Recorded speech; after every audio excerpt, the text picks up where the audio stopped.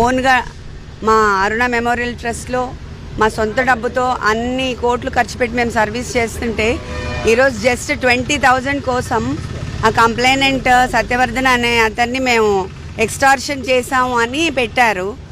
అది ఎంతవరకు నమ్మశక్యం అనేది నాకు అర్థం కావట్లేదు. జస్ట్ 20,000 కోసం అలా ఆ కేసు చాలా ఇదిగా ఫ్యాబ్రికేట్ చేస్తూ ఉన్నారు.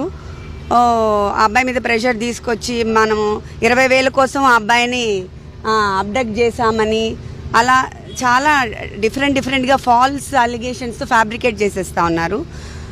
అండ్ మనము ఫిజికల్ థ్రెట్ ఉంది అవన్నీ మనం చెప్పాము. ఇక్కడ వంశీ గారికి ఆ టెయిల్ బోన్ ఫ్రాక్చర్ ఉంది, అందరికీ తెలుసు.